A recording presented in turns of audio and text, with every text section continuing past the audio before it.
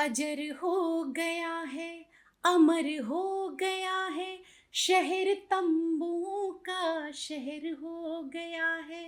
अजर हो गया है, अमर हो गया है, शहर तंबुओं का शहर हो गया है। महाकुंभ की आस्थाओं में डूबा, महाकुंभ की आस्थाओं में डूबा, ये लाखों करोड़ों का घर हो गया है। प्रयागराज से मुंबई तक का जो ये सफर आपने तय किया, शुरुआत जैसे प्रयागराज आकाशवाणी से हुई, फिर धीरे धीरे धीरे मंच पे आई, मैं मंच पे गाना शुरू किया। टी सीरीज के साथ काम किया आपने, बड़े बड़े सिंगर्स के साथ भी गाना गाया, जैसे शान हो गए, उदित जी हो गए। तो कैसा रहा वो एक्सपीरियंस, जानना चाहेंगे कुछ? जब मैं शान जी के साथ मुझे गाना था तो एक्चुअली में मुझे नहीं पता था कि मैं किसके साथ गा रही हूँ। मुझे अच्छा। पता था कोई मेल सिंगर हैं है। जिनके साथ में मुझे गाना है, लेकिन बहुत ही अच्छे इंसान हैं, बहुत रिस्पेक्ट करते हैं सबकी। अच्छा, मेनका मिश्रा अगर संगीतकार नहीं होती, गायिका नहीं होती, तो क्या होती? होती तो मैं आर्टिस्ट ही वो मैं चाहे लिखती कुछ, रचनाकार होती, या फिर मैं एक्ट्रेस होती। बदलते दौर में कैसे संगीत में बदलाव आया है, कैसे देखती हैं आप इसको? देखिए, संगीत में तो समय के साथ साथ हमेशा से चेंजेस आ गए हैं, और अभी तो बहुत ज़्यादा आ गया है। 90s 80s के जो सॉन्ग्स हैं वो ऐसे गाने हैं जो आज भी रिमिक्स करके वही बनाए चले जा रहे हैं। नमस्कार दोस्तों, आज की खबर में आपका स्वागत है और मैं हूं सौम्या शुक्ला। और आज हमारे साथ मौजूद हैं एक बेहतरीन गायिका, डॉक्टर मेनका मिश्रा जी, जो सिर्फ एक गायिका नहीं बल्कि उन करोड़ों महिलाओं की इंस्पिरेशन है जो सोचती हैं कि शादी के बाद उनका खुद का जीवन कुछ बचा ही नहीं। लेकिन मेनका जी ने शादी के वक्त संगीत में एमए किया, बच्चों के कई साल बाद जो है पीएचडी कंप्लीट करी अपनी, और ये मिसाल कायम करी कि शादी के बाद भी हम जो है अपना करियर जो हम चाह रहे हैं वो बन सकता है, और जिस चीज़ का जुनून है हमारे अंदर हम उसको पूरा कर सकते हैं। तो चलिए फिर ज़्यादा देर नहीं करते हैं, स्वागत करते हैं डॉक्टर मेनका मिश्रा जी का। मैम बहुत बहुत स्वागत है नमस्कार, आपका। आपका बहुत बहुत धन्यवाद कि आपने मुझे यहाँ आमंत्रित किया। कैसी हैं मैम आप? मैं बिल्कुल ठीक हूँ। जो ये संगीत आपके जो रग रग में घुला हुआ है, तो क्या बचपन से ये शौक था कि एकदम से बीच में कहीं ये लगा कि नहीं हमें इधर करियर बनाना है? नहीं, मैंने जब से होश संभाला तो मुझे लगता है मैंने खुद को गाते हुए ही पाया है।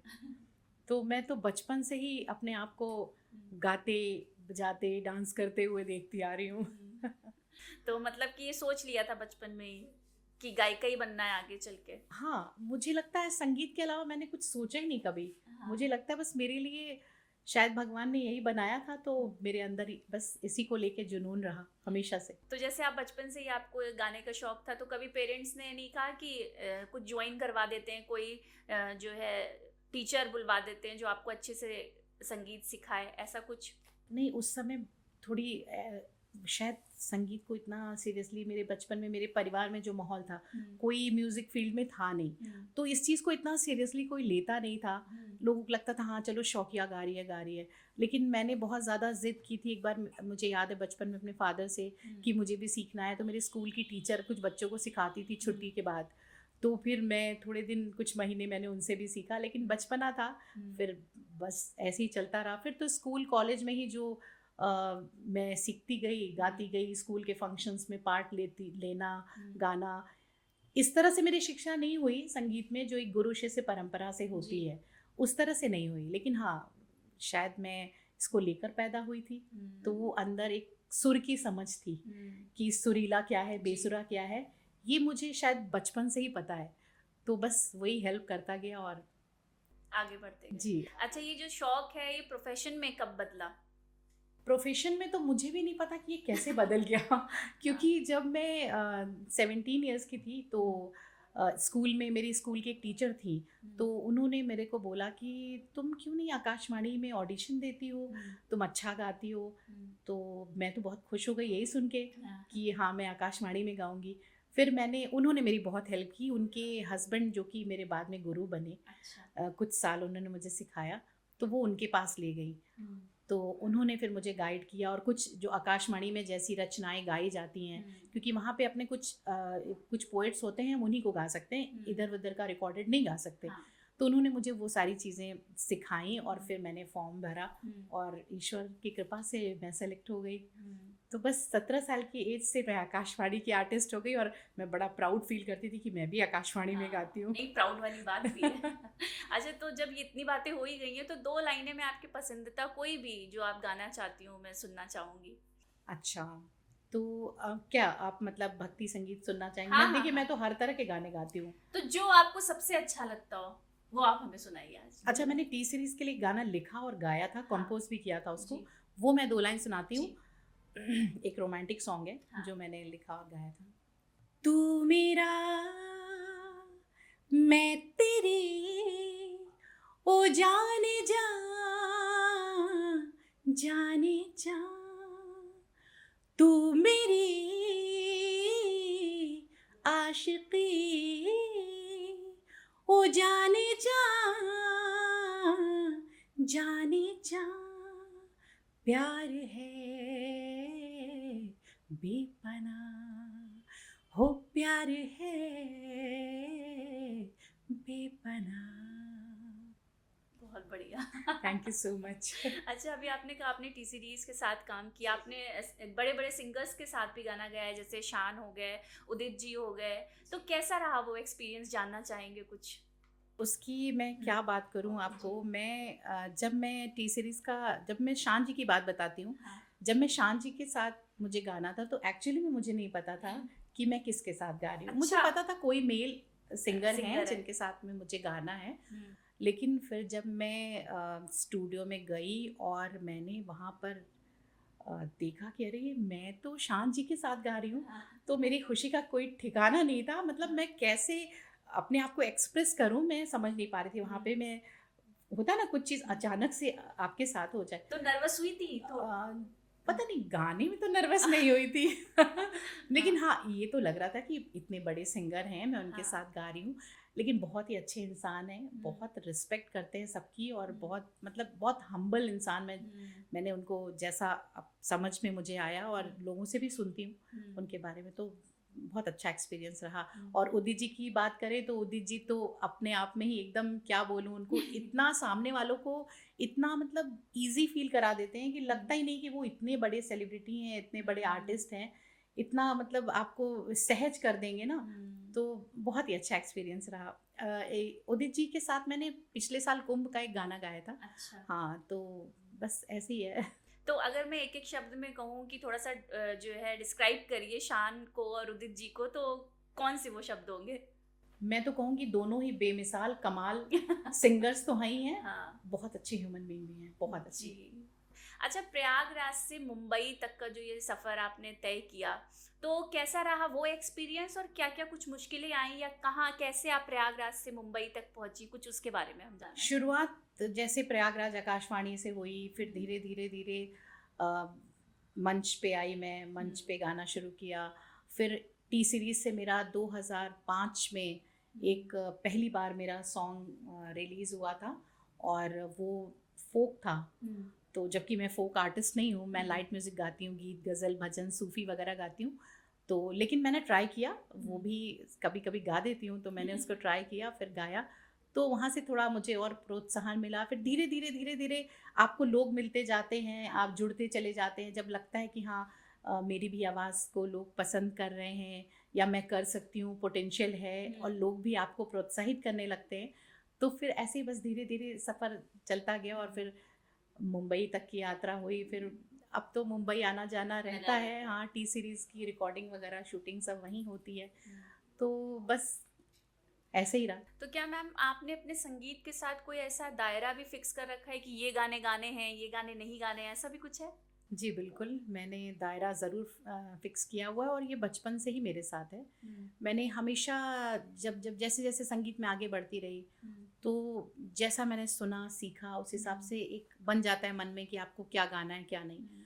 तो मैंने ये हमेशा शब्दों पे मैं बहुत ध्यान देती हूँ। जब भी कोई मेरे को गाने के लिए कुछ लिरिक्स देता है तो मैं पहले उसको, देखिए भजन तो भजन है, हाँ। वो उसमें तो सोचना ही नहीं है। लेकिन भजन के अलावा बहुत सारे गीत होते हैं, तो मैं शब्दों पे हमेशा ध्यान देती हूँ कि कुछ ऐसा मैं अपने मुंह से ना बोलूँ। तो गाने वाले बहुत हैं, गाते हैं, हर तरह के गाने गाते हैं, लेकिन मैंने तो ये दायरा बनाया हुआ है।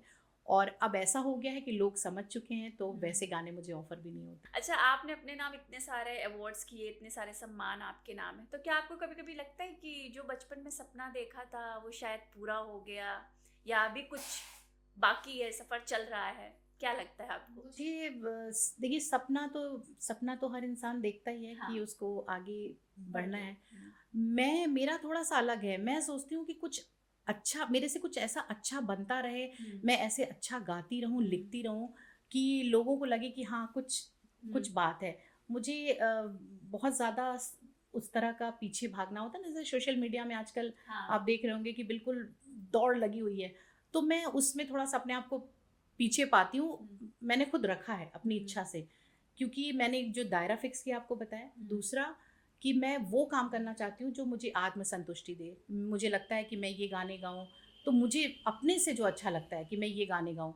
जैसे मैंने कई सारे विषय पे काम किया है, तो वो मेरे को किसी ने बोला नहीं, वो मैंने खुद फ़ील किया कि मैंने किन्नर पे गीत लिखा, मैंने बलात्कार पे गीत लिखा, खुद लिखा, कंपोज़ किया, गाया, वृद्धाश्रम पे लिखा, बाल मज़दूरी पे लिखा, भुखमरी पे लिखा। तो लिखा गाया उसको इसलिए कि ये यूट्यूब पे जाए, लोग सुने, तो थोड़ा उनमें प्रेरित हो, हाँ, मतलब प्रेरित हो। कुछ।